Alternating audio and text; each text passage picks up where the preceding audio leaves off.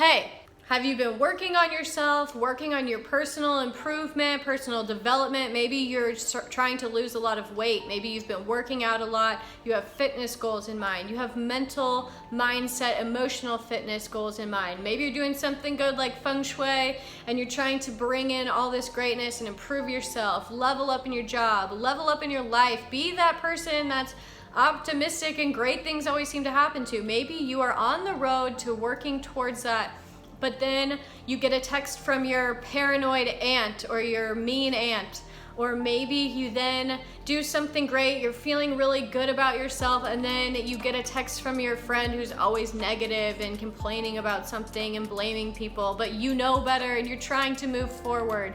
Do you feel like you're trying to improve yourself and your family or your friends, you're either outgrowing them or they're holding you back?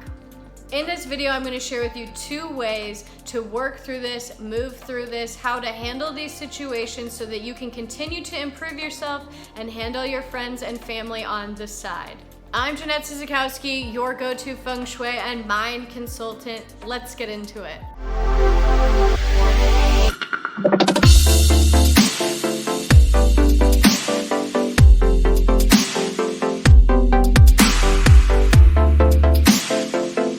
So you're doing the work, you're reading the books, you're going to the Tony Robbins seminars, you're watching the YouTube videos, and you feel a difference being made.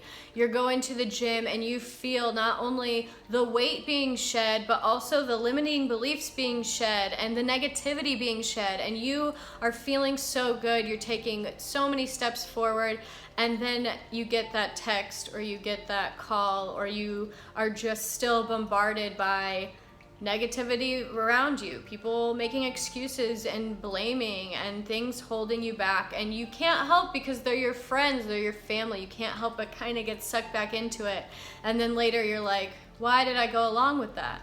There's that saying, and I can't remember exactly how it goes, but you are a sum of, you are a sum of the 5 closest people around you. You look at their life and your life is likely where they're going. So then you read these books and you hear Tony Robbins say, you gotta get rid of these people. And you're like, well, I don't wanna not have any friends. I don't wanna get rid of these people that have been in my life that care about me. So what do?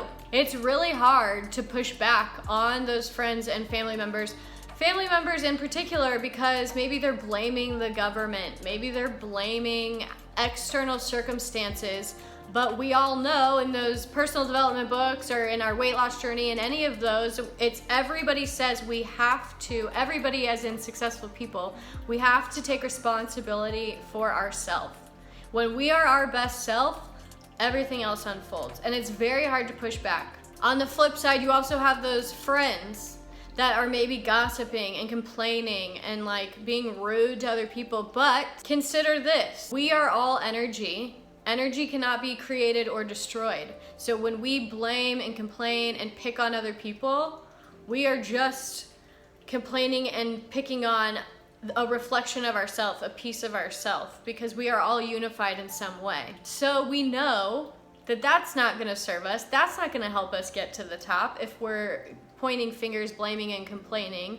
So how do we deal with these people around us? The first thing you need to consider is that life is like a video game, and not everybody is meant to go with us to the next level. Not all of the characters in level 1 are going with you to level 2, to level 3, to level 4. And that can be alarming, that can be upsetting, that can be really hard to wrap our head around, but it's okay. It's actually a good sign for you. Any journey on bettering yourself it's a little bit of a selfish journey. You really have to, especially my empaths, especially my givers, my helpers, my Enneagram 2s, you have to come to the understanding that it is better for the world if you focus on you. It's not selfish, actually. It might feel that way at first, but once you're your best self and you realize everything else and everyone becomes better, then you realize that it's important to feed into yourself first. So in this first scenario where you can tell you're outgrowing your friends and family, but you don't know how to set that boundary, you don't know what to do, what you need to do is stay true to yourself and stay true to the decisions that you've made.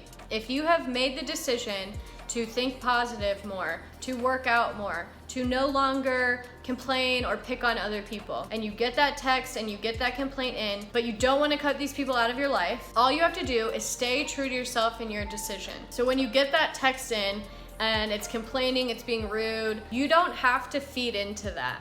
You don't have to say, never talk to me again, we don't talk that way. This is when you just say, wow, what an interesting opinion. That's an interesting observation. Yeah, maybe she is a rude person. Yeah, maybe that scenario does suck. You acknowledge their feelings, you acknowledge what their opinion is, but you don't become a part of it. You don't have to agree, you don't have to continue to egg it on, you don't have to gossip along with it. You can just say, ah, that's interesting, that's a cool thought, and you can still stay true to you while acknowledging their opinion. So the next way this plays out is, you've heard all the successful people say, you gotta get rid of the people holding you back, bringing you down.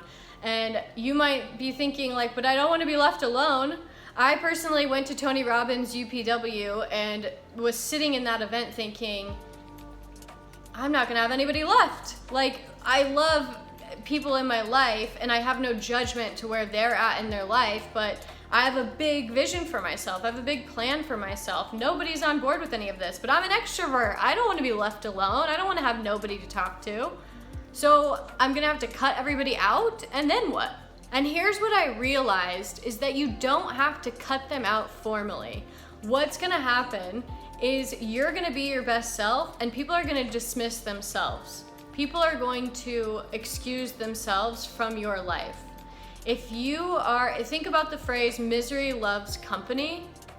If you are no longer miserable, then misery is not attracted to you. So that friend that complains and texts and is rude and to everybody else and is blaming things, and you're on this path of, I don't blame anybody, I take responsibility for me, my life is my creation, I create my reality. When they text you that complaint, and normally you complain back, normally you'd feed into it, normally you're like, yeah, how annoying, they are so rude, what a shitty situation. What happens is you're just like, haha, interesting observation. Those people remove themselves from their life. They're gonna take their misery somewhere else because you're not feeding into their opinion. You're not feeding into that idea. And they want that. They want to fuel. They want to complain with somebody. So if you, again, stay true to who you are and to your vision and to what you want, then those people will dismiss themselves. Now you're still probably thinking, well, okay, that's great, I'm gonna do that, but now I'm still left alone. Like, I'm an adult, I haven't made a new friend in years. I don't go to school anymore. I don't know how to make a new friend at 40, what? The universe answers all prayers. And so you might be thinking, cool, I didn't kick anybody out of my life. They're slowly leaving and they're slowly finding somebody else to complain to, but that still leaves me with nobody. And maybe you haven't found a friend in years and you're like, I'm an adult, I don't know how to find new friends. What happens is people start to leave and start to dismiss themselves is friends come in. And they maybe aren't a friend that you had to cultivate since kindergarten or since middle school or since college, but you are going to start attracting people that are on your same level, that are on your same path. There are other people out there who are in your exact same shoes who are like, I'm so into this new topic or this line of spirituality or this book, and I want to find somebody else that's into it. You then meet people, you then are attracted to people that are already on that level looking for you, and instead of taking 20 years to build a friendship, you just connect. You connect immediately, and these friendships feel deeper, quicker. And so you do make more friends. When people start to leave, good people on your vibration, on your level will come in. You are attracting them if that is what you want. And you might think like, that won't happen to me. I don't know where I would meet these people. It just starts to happen because you're gonna start doing things you've never done. You're gonna start meditating. You're gonna start going to yoga. You're gonna start going to a new gym. And people will just come into your life. And so you have to be open. Yeah, it might be a little uncomfortable to start at that first level and be like, hey, I've been like dying to talk to somebody about this book. I've been dying to meet somebody that's on this same wavelength, that has this positive mindset. Like, let's go grab coffee, or can we meet at the gym again at 9 a.m. tomorrow? You have to get a little bit out of your comfort zone, but it's okay to admit that that's where you are, because those people are also looking for somebody that's brave enough to admit, I want new friends. I'm an adult and I want new friends. Scenario number 2, or way to handle this number 2, is you do want to cut them out. You're fine with it. You're ready to go. It's totally okay to take the cut out route as well.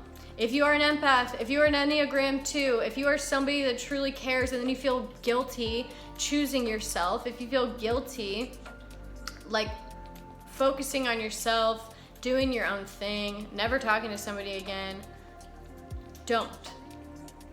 It's hard, and I get it, and it's so weird that we would feel guilty that somebody who caused us so much discomfort and annoyance and pain and anger and like negativity, why do we feel guilty that we're choosing ourselves and choosing what's best for us? I get it.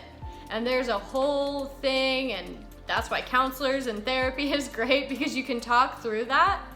But it's a normal feeling to have. Acknowledge that you have that feeling, acknowledge that it's there, but it will go away. And choosing yourself really is the best long-term decision to make. Improving you makes the world a better place. All we can do in life is be our best self and give and care and share and be our best us, is take responsibility for ourselves. So if that guilt comes up, if that shame, if that I feel bad that I am not talking to them anymore, and you choosing you makes you feel bad, first of all, it's normal. Second, I kind of want to just flippantly say, don't feel bad. And I know it's easier to say, and it doesn't make that feeling go away, but eventually it does, because as you improve, your clarity improves, your perspective improves, your life will start to improve.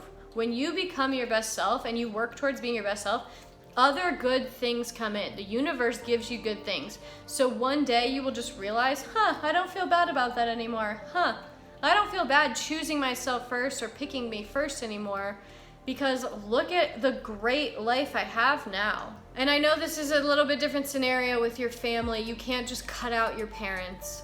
And so that guilt might still be there. You might be, sorry mom, I can't eat that food. I need to make these decisions that are best for me. And what's gonna happen is they're gonna see you improve. They're gonna see you being happy and seeing your best self. And there might be some conflicting energies. There might be some headbutting in the beginning. And there might be some them still trying to tear you down. Like, what are you saying? You're talking nonsense. You're not actually gonna improve. You're not actually gonna stick with this. Keep choosing yourself. Prove them wrong, because what happens is you're your best self, you're a light, you're doing better, you're feeling better, and that exudes out of you, and a parent is never gonna be upset when you are successful and happy and a better you. The moral of this video is that you should always stay true to you, and you should stay true to what you declare. If you tell the universe, I want $1 million by 35, I want this retirement home, I want whatever it is, this amount of money, I want this body. Stay true to what you declare, and the universe will have everything else falling into place. The best thing you can do for the best outcome is always improve yourself and be your best self. And I promise you, everything around you will take care of itself. If you liked this video, if you learned just a little bit, if it was the pep talk you needed, then please like this video.